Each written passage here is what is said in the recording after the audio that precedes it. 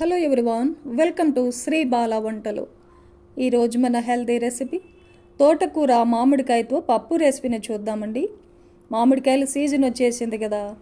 మామిడికాయల సీజన్లో ఇలా పప్పు చేసుకున్నామంటే టేస్టీగా చాలా బాగుంటుంది. ఏ సీజన్లో దొరికే మామిడికాయల సీజన్లో మామిడికాయలు, చింతకాయలు ఉన్నప్పుడు చింతకాయలు, ఉసిరికాయల సీజన్లో ఉసిరికాయలతో ఇలా డిఫరెంట్ స్టైల్లో పప్పు రెసిపీస్ని ఎంజాయ్ చేయవచ్చు.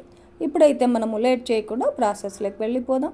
నేను ఇక్కడ పప్పు రెసిపీ కోసం 1 గ్లాసు కందిపప్పు తీసుకున్నానండి.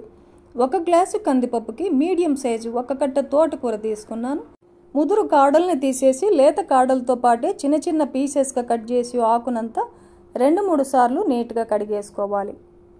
పుల్ల మామిడికాయని తీసుకొని స్కిన్ తీసేసి చిన్న చిన్న పీసెస్గా కట్ చేసి 1 కప్పు మామిడికాయ ముక్కలు తీసుకున్నాను.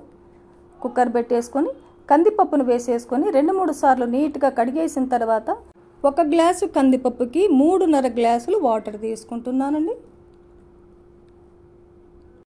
1/2 టేబుల్ స్పూన్ పసుపును వేసేసుకుందాం. నీట్గా కడిగేసి చిన్న చిన్న పీసెస్గా కట్ చేసి పెట్టుకున్న తోటకూరనంతా వేసేసుకోవాలి.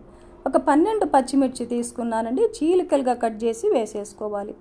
2 పెద్ద టమాటోల్ని ఇలా చిన్న చిన్న ముక్కలుగా కట్ చేసి వేసేసుకుందాం. మామిడికాయ ఇది చాలా పుల్లగా ఉందండి, అందుకే నేను 1 కప్పు తీసుకున్నాను. ఒకవేళ మామిడికాయ పులుపు తక్కువ ఉన్నట్లయితే ఇంకొంచెం ఎక్కువ మామిడికాయ వేసుకోవాల్సి వస్తుంది. మామిడికాయ వేసినా సరే టమాటోలు కూడా యాడ్ చేసుకున్నామంటే పప్పు టేస్ట్ చాలా బాగుంటుంది.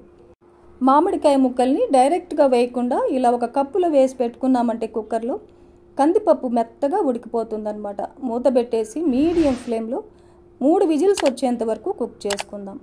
3 విజిల్స్ తర్వాత మూత తీసి చూసామంటే చూడండి, కందిపప్పు మెత్తగా కుక్ అయిపోయింది కదా. టేస్ట్కి సరిపడా సాల్ట్ వేసేసుకొని పప్పును మెత్తగా మెదిపేసుకోవాలి. పోపును కూడా పెట్టేసుకుందాం. స్టవ్ ఆన్ చేసుకొని ఒక గిన్నె పెట్టేసుకొని 2-3 టేబుల్ స్పూన్ల ఆయిల్ వేసేసుకోవాలి. ఆయిల్ హీట్ ఎక్కిన తర్వాత 1/2 టేబుల్ స్పూన్ ఆవాలు, 1/2 టేబుల్ స్పూన్ జీలకర్ర, 2-3 ఎండుమిర్చిని తుంచేసి అలా వేసేసుకొని ఒక చిన్న వెల్లుల్లిగడ్డని పొట్టు తీసేసి చిన్న చిన్న ముక్కలుగా కట్ చేసి వేసానండి. 1 ఉల్లిపాయని చిన్న చిన్న పీసెస్గా కట్ చేసి వేసేసుకుందాం. 1/4 టేబుల్ స్పూన్ ఇంగువ వేస్తున్నాను. ఈ పోపు అంతా బాగా వేయించుకోవాలి.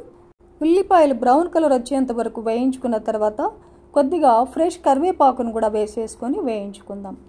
ఫైనల్గా 2-3 టేబుల్ స్పూన్లమైన కొత్తిమీరని పీసెస్గా కట్ చేసి వేసుకొని 1 నిమిషం పాటు వేయించుకొని స్టవ్ ఆపేద్దాం.